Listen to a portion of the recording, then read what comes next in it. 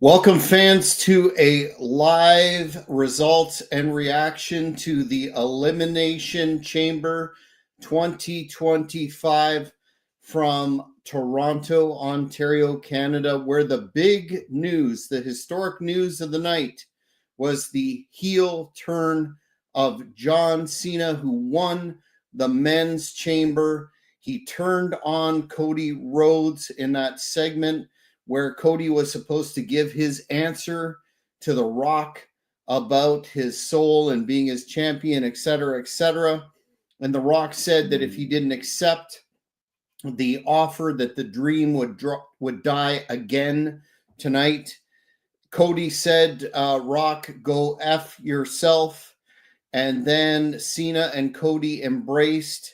The Rock did the slit symbol to the or gesture to the throat, and Cena low blowed Cody, struck him with his Rolex watch, had juice, and then began to hit Cody with the STF. Cody bled, and Cena raised the WWE Undisputed Championship at the end. So that was definitely a historic happening in professional wrestling. Cena had long said that he did not want to turn heel for a number of reasons, but I guess with it being his retirement year, that he decided to pull the trigger. And I got to say, I was skeptical going into this card, but I really enjoyed it. Reminiscent the end there of the Austin McMahon situation from WrestleMania a few years back.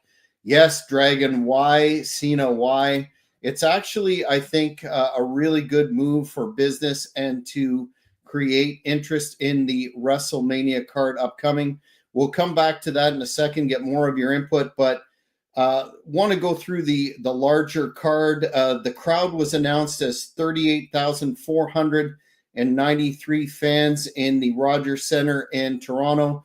Notably, and this has already blown up over social media, fans were booing during the Star Spangled Banner, and Pat McAfee, in fact, during the women's chamber, said that they have to stop booing the national anthem, which was quite amusing all the way around. I think that's going to be a topic of discussion in addition to the Cena turn coming out of this for a while. I like that. Cena, Doctor of Thugonomics, going to hit like crack. Yeah, very exciting development. We'll get to that again in a second. The women's chamber was also interesting right off the hop.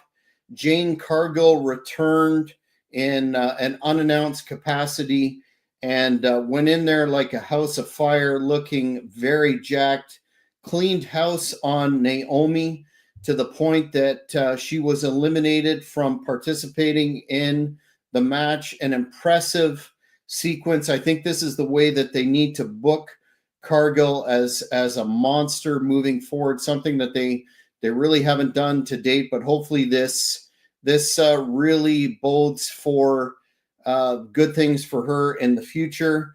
There was some blood on Liv Morgan's back the hard way, which was acknowledged by the announce team, likely from a pretty impressive looking hair whip by Bel Air, who actually won via KOD and the pinfall, did the whole sign point gimmick, and then on her way back was confronted by Rhea Ripley and Io Sky at the entrance. Colton Grundy is saying, thought the Elimination Chamber in men's was weak. I love Cody telling The Rock to go F himself in the Cena heel turn. Yeah, for sure. The women's chamber was about what I expected. The men's had its moments, which we'll talk about in a minute. And then the next match, curiously, was the other women's match on the card, Trish Stratus and Tiffany Stratton against Nia Jax and Candice LeRae. Trish and Tiffany had respective outfits representing the Toronto Maple Leafs and the Blue Jays in deference to Trish's hometown being Toronto. Pretty much a standard women's tag match. I thought that a top rope bulldog or stratisfaction, as the commentators called it, for Trish on Nia was impressive. Stratton ended up pinning Nia with the moonsault. Again, pretty standard stuff. Nothing really stuck out to me other than that. Next was Kevin Owens versus Sami Zayn in an unsanctioned hardcore match. This match had a little bit of everything from chairs, table spots, fighting in the crowd, multiple ref bumps. At one point, there were some ECW chants when Sammy got a barbed wire chair and used it on Owens, but curiously, there was no blood, or maybe little inadvertent blood, after Owens went headfirst into the chair, which I found kind of ridiculous considering it was barbed wire. But it seems to be the direction of the new WWE to limit that sort of thing to special occasions such as the last segment. But I thought it really took away from the hardcore nature of that match and really would have been acceptable there. But no, Owens won the match after two Pillmanizer chair spots with the chair around the neck into the ring post, and then a power bomb off the edge of the apron.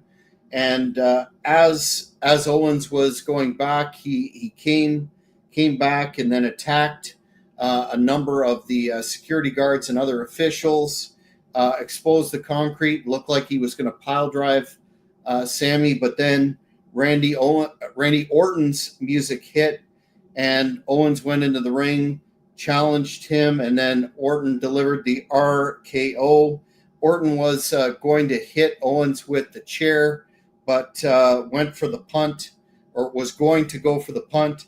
Security stopped him, and then Orton delivered multiple RKOs. So a really impactful return for Orton. He looked in tremendous shape, carrying on from their program where Owens injured Orton's neck. Imagine that'll be a WrestleMania match. All in all, a pretty decent hardcore match. But I thought personally that it was weakened a bit by the lack of blood when it certainly was called for. There was, as we talked about today on the Shooting from the Hip podcast with my partner Angel Medina, Stephanie McMahon is coming out with, I guess it's a podcast. It was framed as an interview segment on ESPN Plus, and we'll be interviewing a number of luminaries there, including Pat McAfee. So that should be interesting. I will say that I found her laugh or cackle or whatever that was to be really annoying. Hopefully that's limited in terms of the interviews, but why not? A lot of folks now, most folks have an interview segment. I'm sure she has some interesting stories to tell. Then it was time for the men's chamber, where Paul came out waving the stars and stripes to start. I didn't really think that got as negative a reaction as anticipated, but still good for him for seizing the moment with the heat there in the building. And there was a big ovation, I thought, at least from the broadcast that I heard from John Cena's entrance. The match was decent. I thought it dragged a little bit in spots. There was a good exchange between verbally in the ring between Punk and Cena that was interrupted by Seth, and of course a pretty pleasing heart attack spot involving Cena and Punk on Seth, and then eventually Cena won with the STF following interference by Seth Rollins in terms of a curb stomp on the area right outside the ring. So interesting outcome there. I thought it was pretty 50-50 in terms of CENA or Punk, but they went with CENA, which I wasn't disappointed with prior to the final segment. But man, that was something else. The Rock, I should mention, had Travis Scott with him. Didn't do a rap per se, but accompanied it to the ring with some kind of belt, and then at one point burned some sage in the ring before all the activity that happened. So all in all, I would say the last premium live event that I watched was the Royal Rumble. I would say this was far superior, and kind of excited to see where they go with this historic CENA heel turn. Hopefully, they will somehow pull the trigger on giving CENA a 17th record-setting world title run. I know a lot of fans, myself included, find Cody to be rather stale, and I mean, a great representative of the company in terms of a corporate champion, but rather stale and boring. And this shakeup was well needed, and it'll be interesting if CENA beats him at WrestleMania and moves forward as a short transitional champion. I imagine if that happens, CENA will get the belt back. But I'll be interested to see what the fans of the Hannibal TV have to say about this. Please put your comments in there. Just want to remind everybody, program note, that we are going to be doing a fan forum discussion tomorrow, that being Sunday, March the 2nd, and a members-only discussion where no doubt this will come up. All in all, I would give the show a B+.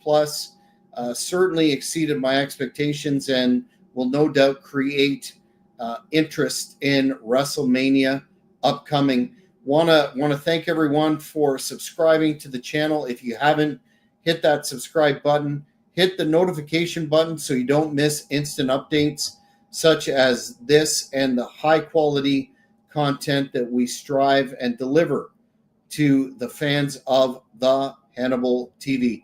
I'm Jack Kilby, signing off for now. Thank you for watching the Hannibal TV. Please like this video if you enjoyed it, and click the subscribe button to not miss any of our latest shoot interviews, match videos, or news updates. Follow us on Twitter